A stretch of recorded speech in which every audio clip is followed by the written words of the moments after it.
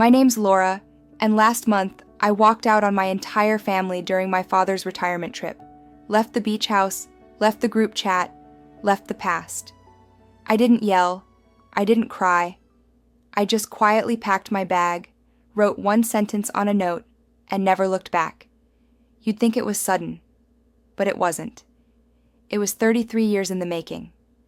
Before we get started, where are you tuning in from? Are you in the middle of the morning rush or on a late-night drive? Drop a comment below. You're about to hear everything that happened after I made the choice that changed everything. I was 12 when my mom died in a car crash. One minute, I had a mother who loved to bake with me on Sundays and braid my hair before school, and the next, I had a stepmom named Cheryl who smiled with too many teeth and moved in less than 6 months after the funeral. Cheryl had 2 boys of her own, Brent and Kyle, both younger than me, both loud, messy, and praised for the most average things. I was told to be patient, to share, to understand that they were adjusting, but no one ever asked how I was adjusting. At first, I tried. I really did. I helped Cheryl unpack, even gave up half my closet for Kyle when we had to share a room for a while. I invited Brent to play games with me. I wanted to be part of the family everyone else seemed so desperate to pretend we were. But slowly, the pattern set in. My report cards were nice. Brent's C+ in math got him ice cream. When I scored a goal in soccer, my dad missed the game. But he was front row at every one of Kyle's school plays, even the ones where Kyle was just a tree. As I got older, it only got worse. Cheryl never missed a chance to mention how quiet and cold I was to guests, how I kept to myself too much, while her boys were so outgoing. My dad would just smile along. He stopped asking about my hobbies, my grades, my life. He'd brag about Kyle's part-time job at the hardware store like the kid had invented electricity. But when I got accepted into a dual credit program my senior year, he just grunted and said, "Don't let it go to your head." The tipping point, though, came when I was 17. My mom had left a college savings account for me, something she set up when I was in kindergarten. I didn't know much about it, but I knew she'd wanted me to have choices. One day, I went to check the balance. It was empty. My dad had used the funds to help Kyle get back on track after he dropped out of high school. Cheryl said it was family money now. I didn't scream. I didn't slam doors. But that night, I stopped calling him Dad when I spoke about him to friends. I started planning my escape. I paid for my own college with scholarships and 3 part-time jobs. I built a life far away, but I never forgot, and I never stopped waiting for the moment they'd need me again, so I could finally say no. I was 45 when the invitation came. A thick cream-colored envelope with cursive gold letters. James' retirement celebration, a family beach week. Inside was a note from Cheryl, cheerful and commanding as ever. We've rented a beautiful beach house on the Outer Banks, a full week of family fun to celebrate James's incredible career. We hope you'll join us.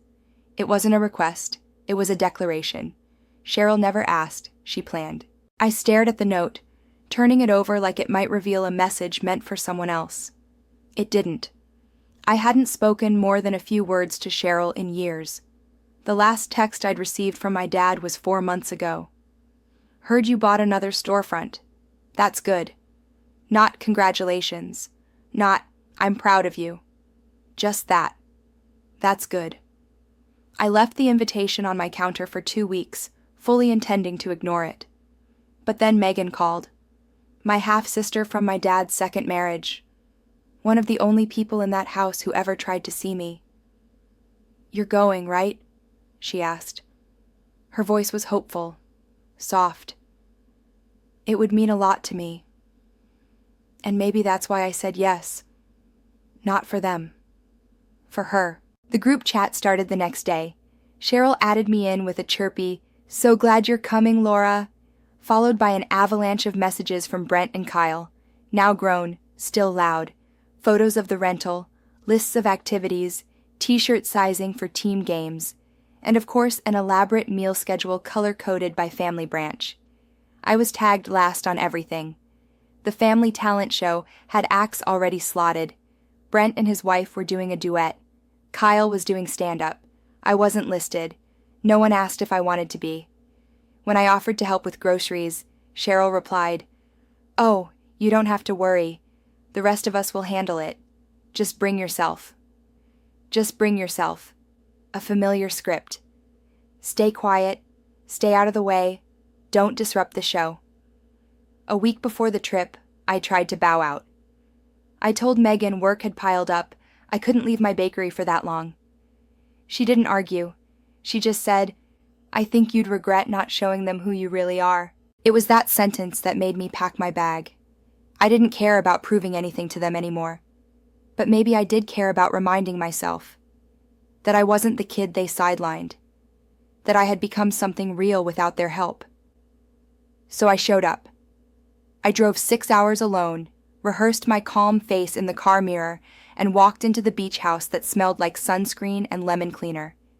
Stephanie, yes, she insisted we call her by her first name now, greeted me with arms wide and a shrill, "Look who finally made it." And just like that, I was 12 again. Back in a house that wasn't mine, watching everyone pretend we were one big, happy family. I smiled, but behind my eyes, the clock was already ticking. The first few days at the beach house passed like a performance. Breakfasts were orchestrated down to who made coffee and who passed the fruit platter. Cheryl floated through the kitchen like a cruise director, assigning tasks no one questioned, except me. I did what I always did, kept my head down, smiled politely, and stayed out of the way. But it was the third night that pushed things too far. We were all gathered in the great room, vaulted ceilings, faux nautical decor, and enough throw pillows to smother a small village. Brent was recounting a story about how he hustled his way into a promotion. I knew for a fact he'd gotten the job because of one of Dad's old golf buddies, but I bit my tongue. Kyle followed with a string of dad jokes that made everyone roar like it was stand-up night at a comedy club. Then Olivia, my stepsister, always picture perfect, started sharing her wedding planning journey, complete with Pinterest boards projected on the TV. I sat in the corner, nursing a glass of wine, my cheeks aching from forced smiles. Then came the family awards. Cheryl, bubbly as ever, had printed fake certificates on glossy paper. "Just a little fun," she trilled. One by one she handed them out. "Most likely to succeed in sales," to Brent. "Funniest family member," to Kyle. "Bride-to-be extraordinaire," to Olivia. "Most supportive husband," to Dad. Then she reached for the last envelope. "And finally," Cheryl said, her eyes locking with mine, "a special mention for our family-free spirit." There was a pause, some polite chuckles. She read the title like it was endearing, but I knew what it meant. She handed me the certificate. "For choosing her own path," it read, even when it didn't include family. It landed like a slap in the face. Everyone laughed, awkwardly. My dad cleared his throat. "Well, that's Laura for you. That's Laura for you." I stared at the certificate, fingers trembling slightly. It wasn't even subtle anymore. It was a veiled dig, a public confirmation that I was the outlier, the difficult one. And they didn't even care if I knew. I stood up, slowly, deliberately. The laughter faltered, eyes turned toward me. "I'd like to say something," I said, setting down my glass. Cheryl smiled nervously. "Laura, you really don't..." "No, I insist." I walked to the center of the room, holding the certificate like it might dissolve.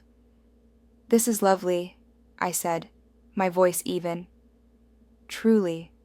It's always so interesting to see how people frame the things they don't understand." Brent shifted uncomfortably. Kyle looked confused. Olivia looked annoyed. "But just for clarity," I continued, "I didn't choose my path to escape this family. I chose it because I got tired of being the footnote in everyone else's story." I folded the certificate in half, placed it on the coffee table, and turned away. That night, I walked the beach alone. The stars were so bright it felt like they might fall out of the sky. For the first time that week, I felt something close to peace. But I also knew something had shifted.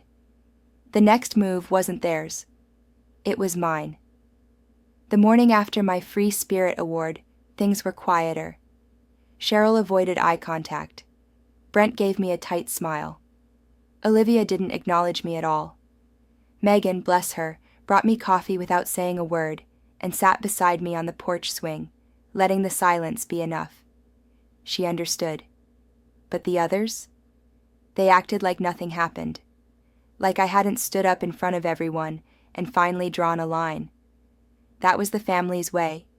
Swallow everything unpleasant, then sugarcoat the silence. Later that day, while everyone was at the beach playing some over-organized family obstacle course, I stayed back to finish a shipment order for my bakery.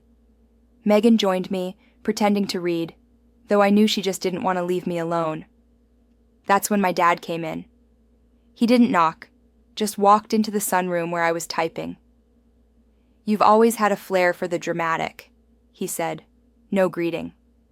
I didn't even look up. "And you've always had a talent for showing up after the damage is done." He sighed, pulled up a chair.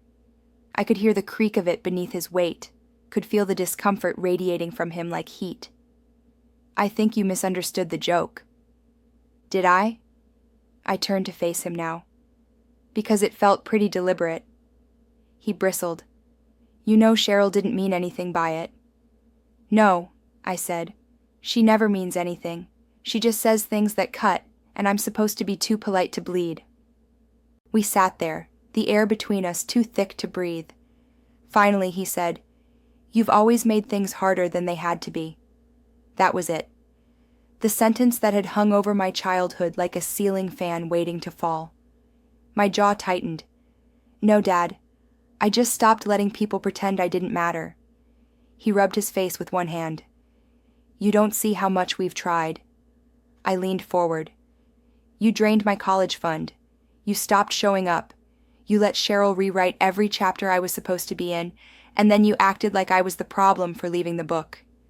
His eyes didn't meet mine. "I bought a bakery last year," I said. "I have 7 employees. I just got approved to expand. I'm good at what I do. I made something without any of you, and all I ever wanted, just once, was for you to say you were proud of me." He opened his mouth, then closed it. And in that silence, I finally stopped hoping. I stood. "You don't get to define me anymore, Dad. You don't get to sit in my life like a tourist and act surprised that the view doesn't include you." He looked old suddenly, smaller, but I didn't feel sorry. As I walked out, Megan looked up at me, her eyes wide. "You okay?" "Yeah," I said. "I think I finally am." And in that moment, I realized something. Speaking up wasn't the hard part. Staying silent all those years, that had been the real pain. The rest of the vacation passed in a strange, fragile stillness, like everyone was walking barefoot over glass, hoping not to be the next to bleed. Cheryl stopped performing. My dad mostly kept to himself. And when we finally packed up the beach house, no one asked me to help carry anything. Not out of kindness, out of distance.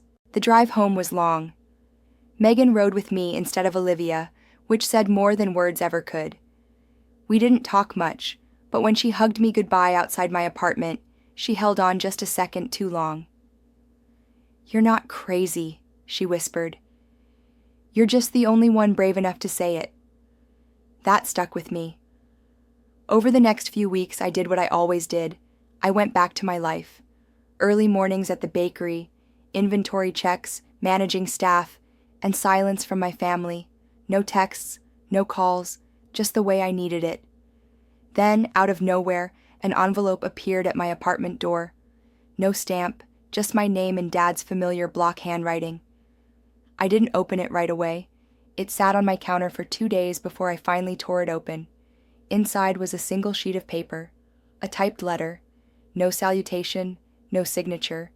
Just, "Maybe you're right. Maybe we let you slip through the cracks. I always thought you'd come back around. I never imagined you'd outgrow us. but maybe you were never ours to contain. I see that now. I read it 3 times. It wasn't an apology. Not really. But it was more than I expected. Still, I didn't reply. Because I wasn't looking for a breakthrough. I was living in one. The bakery flourished. We launched a catering arm. I gave Megan a job managing it. She said yes before I could finish the offer.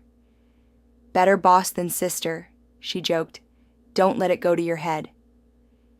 And then, one morning, I walked into my shop and paused. The sun was pouring through the front window, catching the gleam of the copper fixtures. Customers were laughing, the espresso machine hissed in rhythm, and for the first time in years, I felt rooted. I didn't feel like the disappointment. I didn't feel like a cautionary tale. I felt like someone who had built something from the ground up, without applause, without backup, just me. A few months later, I got another letter. This one from Megan. She was moving. California. Starting fresh. She thanked me for showing her how. I stood in my bakery that night, lights low, front door locked, holding her note. And I smiled. I'd thought for a long time that breaking away from my family would make me lonely. But what I realized was this. I wasn't alone. I was free. And in the quiet hum of my own space, with no one calling me less than, I felt it fully. Peace. Not the kind you wait for from others, the kind you give yourself. What about you? Have you ever had to make a difficult family decision that changed everything? We'd love to hear your story. Drop a comment below. We read every single one. If you're into real-life family drama like this, make sure to subscribe for more.